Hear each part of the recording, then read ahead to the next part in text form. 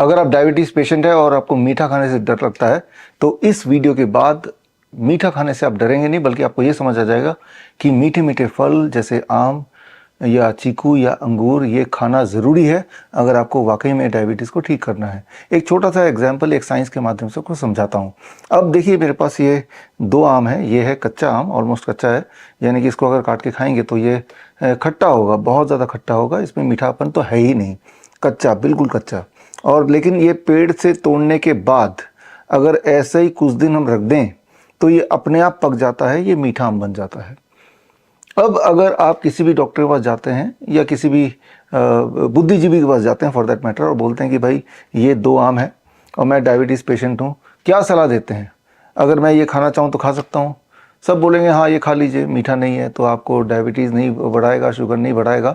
On the other hand आपको पहले से ही बताया हुआ है कि आप शुगर के पेशेंट, आपको मीठा नहीं खाना है, मीठा के बारे में सोचने से भी आपके लिए नुकसानदायक है। इसीलिए बहुत सारे डायबिटीज़ पेशेंट सालों साल तक अपने इच्छा को मार कर जो उनका सबसे पसंदीदा फल वो नहीं खाते हैं, ये सोच के कि मेरी डायबिटीज़ के लिए ख़राब है, जबकि क्या उससे आपकी डायबिटीज़ ठीक हो गई? Definitely not. तो अब एक सवाल मैं आपसे पूछता हूँ, ये आपने कच्चा आम पेड़ से तोड़ के आपने रख दिया, कुछ दिन के अंदर ये कच्चा आम पक गया और वो येलोइश हो गया, ऐसे हो गया। इसको खाएंगे तो ये खट्टा है, इसको खाएंगे तो मीठा है। तो क्या आपको लगता है कि कुछ दिन के अंदर जब ये पेड़ से ऑलरेडी आपने काट के छोड़ा हुआ था तो न जाने एनवायरमेंट से कहाँ से शुगर इसके अंदर घुस गया और शुगर घुस के इसको मीठा बना दिया, अब ये मेरे लिए खतरनाक हो गया? क्या आपको लगता है कि the sugar content in this और the carbohydrate in this ripened mango इसमें ज़्यादा है in comparison to this green mango? कच्चा आम में कार्बोहाइड्रेट और पके हुए आम में कार्बोहाइड्रेट बिल्कुल सेम होता है, बिल्कुल सेम।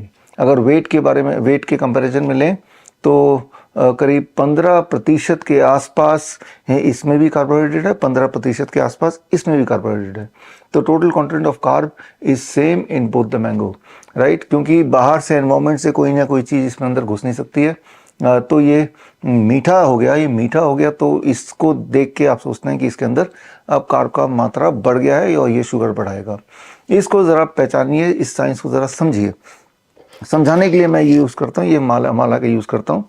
अब ये माला है, इसमें बहुत सारी मोतियाँ हैं, तो जो इसमें जो कार्ब है, स्टार्च, वो इस फॉर्म में है, मोती जो एक धागे से पिरोया हुआ है, तो ये माला बन जाता है।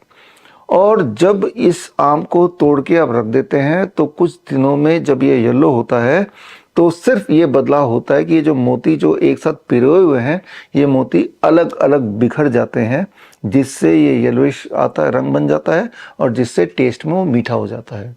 बट जो टोटल नंबर ऑफ मोतियां हैं वो इसमें कार्ब कंटेंट वो इसमें जितना है उतना ही इसमें है, एग्जैक्टली सेम, राइट? तो सिर्फ फ़र्क इतना है कि ये ब्रेक डाउन होके फिर ये मीठा हो जाता है और ये एक चेन की तरह ये पिरोया हुआ होता है, तो उसकी जगह जो टेस्ट में आपको खट्टा लगता है।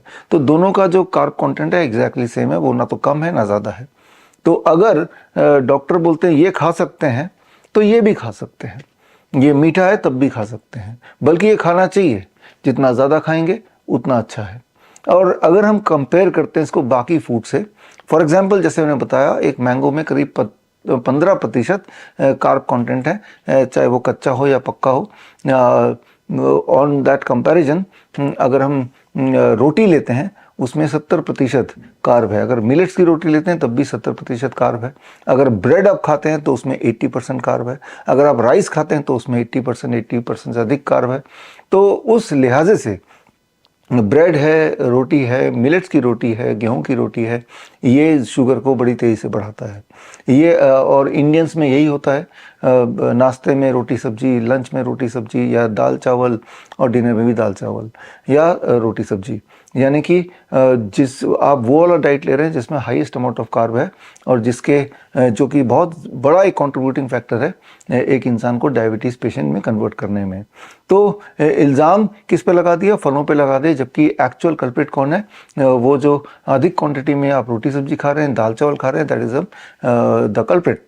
तो जो कि बहुत सारे देशों में ऐसे होता है। फॉर एग्जांपल वियतनाम, जहाँ पे मेरे सेंटर्स हैं, वहाँ पे कार्ब्स लोग कम खाते हैं, बहुत कम। ग्रीन्स लोग ज़्यादा खाते हैं, तो वहाँ डायबिटीज़ भी बहुत कम है। तो अब कंक्लूजन पे आते हैं। कंक्लूजन ये कि अगर आपको कुछ छोड़ना ही है, कम करना ही है, तो आप ग्रेन्स को कम कीजिए, आप रोटी को कम कीजिए, आप ब्रेड को कम कीजिए, आप चावल को कम कीजिए। तो क्या करना होगा अगर आपको डायबिटीज़ से पीछे छुड़ाना है? तो be on DIP diet. DIP diet मतलब, जैसे आपको पता है, 12 बजे तक आपको फलों पे ही रहना है। जब आप फलों पे रहेंगे तो जाहिर सी बात है आप रोटी सब्जी 12 बजे तक तो नहीं खा रहे हैं। फल पेट भर के खाना है, सीजनल फल खाना है। अभी जो सीज़न है वो मैंगो का सीज़न है, तो मैंगो के सीज़न में भरपेट मैंगो खाइए 12 बजे तक। लंच और डिनर से पहले जो रोटी सब्जी दाल चावल अगर खा भी रहे हैं, उससे पहले आपको भरपूर सलाद देना है। सलाद में टमाटर, खीरा, मूली, गाजर, ककड़ी, मटर, सलाद पत्ता, प्याज वगैरह ये लेना है, और उसके बाद ही रोटी सब्जी दाल चावल खाना है अगर खा भी रहे हैं तो। और डिनर में भी यही करना है। जब आप ब्रेकफास्ट में खूब फल खाएंगे, जब आप लंच और डिनर में पहले खूब सारा सलाद खाएंगे, तो आपको एक इंटरेस्टिंग बात जो पता होनी चाहिए, ये ग्रीन से ये येलो कैसे बन गया? क्योंकि इसके अंदर कुछ लाइव एंजाइम्स हैं। उसी लाइव एंजाइम ने ये जो चेन है इसको ब्रेक किया, जिसकी वजह से ये येलो बना, जिसकी वजह से इसमें मिठास आई। ये लाइव एंजाइम सिर्फ लाइव फूड में ही होता है। फ्रूट्स एंड वेजिटेबल जब लाइव स्टेट में होते हैं, जो कच्चे स्टेट में होता है उसी में होता है। और यही वो लाइव एंजाइम है जो आपके ब्लड शुगर के कंट्रोल में बहुत इंपॉर्टेंट रोल प्ले करता है। फॉर एग्जाम्पल, जब मान लो आप ब्लड शुगर के पेशेंट है और आपने, जैसे मैंने बताया, 12 बजे तक अपने आम खाने का डिसाइड किया। अब आम खाएं या केला खाएं या चीकू खाएं या अंगूर खाएं, जो भी आप खाएंगे वो अल्टीमेटली पेट में जाने वाला है।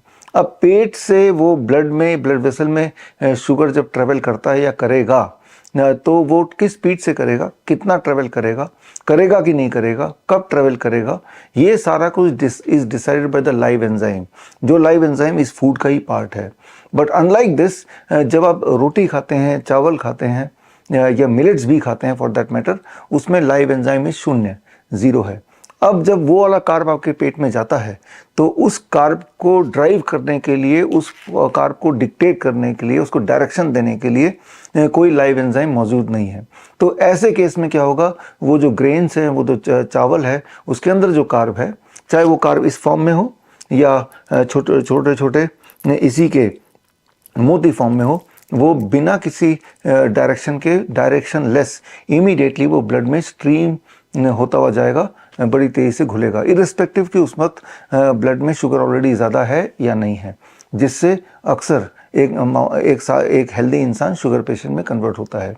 यानी कि जब आप सलाद पहले खा रहे हैं, आपने, जिसे हम प्लेट 1 बोलते हैं, उसके बाद प्लेट 2 में आप लंच ले रहे हैं, यानी कि कुक फूड ले रहे हैं, तो सलाद के बहाने आपके पेट में लाइव एंजाइम चले गए।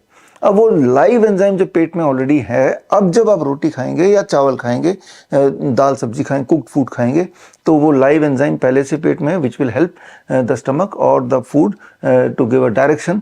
और डायरेक्शन कुछ ऐसा बेस्ड ऑन कि उस वक्त ब्लड में शुगर कितना है, कोलेस्ट्रॉल कितना है, और बाकी सारे इंग्रेडिएंट कितने हैं, और किस रफ्तार से शुगर जाना चाहिए ताकि आपका ब्लड ग्लूकोज बढ़े ना, ये सारी चीज़ें वहाँ पे तय होती हैं। लेकिन तय होने के लिए the deciding factor is the live enzyme, and live enzyme is present only in fruits and vegetable when you are taking it in a raw state. ये हमें समझना होगा। इसीलिए DIP डाइट लोगों में काम करता है, हमेशा काम करता है, और बिना किसी गड़बड़ के काम करता है, 100% टाइम काम करता है। DIP डाइट में मैं यही बोलता हूँ कि 12 बजे तक जो फल खा रहे हैं उसकी क्वांटिटी कितनी होनी चाहिए आपके बॉडी वेट अनुसार। मेरा बॉडी वेट 70 kg है, एक और शून्य लगा दिए तो 700 ग्राम, यानी कि मुझे कम से कम 700 ग्राम खाना है। मन किया तो इससे ज़्यादा तो खा ही सकते हैं। और लंच में जो सलाद खाना है वो भी इंपॉर्टेंट है। सलाद कितना खाना है, मेरा बॉडी वेट है 70 × 5, दैट बिकम्स 350 ग्राम। मुझे 300-350 ग्राम सलाद खा लेना है, इतना अमाउंट ऑफ लाइव एंजाइम मेरे पेट में चला जाएगा। अब मैं रोटी सब्जी जब दाल चावल खाऊंगा तो वो कंपैरेटिवली मेरे ब्लड शुगर को उतना स्टीपली राइज नहीं कराएगा। और डिनर में भी यही करना है। एक बात और जो मैं बताता आया हूँ, डोंट ईट आफ्टर 8 PM। हो सके तो सनसेट के साथ ही डिनर कर लीजिए, नहीं तो कम से कम इतना तो कीजिए कि 8 बजे के बाद कुछ नहीं खाना है। 8 बजे के बाद या सनसेट के बाद जो आप खाते हैं वही आपके बॉडी में स्टोर होता है, वही कंट्रीब्यूट करता है आपके ब्लड शुगर के बढ़ाने को, ब्लड प्रेशर के बढ़ाने को, और आपके बॉडी में स्टोन या ब्लॉकेजेस या ट्यूमर के डेवलपमेंट में। तो ये टाइम फैक्टर भी बड़ा इंपॉर्टेंट होता है। तो टाइम फैक्टर का मतलब कि क्या खाना है, उससे ज़्यादा ज़रूरी कब खाना है। खास तौर पे मैंने बताया कि फलों को खाने का जो बेस्ट टाइम है that is in the morning, जब आपका स्टमक एम्प्टी है ऑलरेडी, राइट। तो और अगर यही वाला आम आप रात को खाएंगे से 8-10 बजे 12 बजे, राइट, तो ये आम can increase your blood sugar. So यहाँ पे इम्पॉर्टेंट बात यह है कि टाइम ऑफ ईटिंग, इम्पॉर्टेंट बात यह है कि lot of live enzyme which you get from fruits and vegetable. जब आप ये करते हैं या करेंगे, या जिन लोगों ने किया है उन्होंने ये देखा है कि DIP डाइट फॉलो करते ही, इरेस्पेक्टिव कि आप बहुत मीठे फल भी खा रहे हैं, आपका ब्लड शुगर एकदम नीचे आता है। आपको दवाई छोड़ना मजबूरी हो जाती है with in the second third day. आपकी इंसुलिन को टेपर डाउन करना ज़रूरी हो जाता है, नहीं तो आप हाइपोग्लाइसेमिक स्टेज में चले जाएंगे।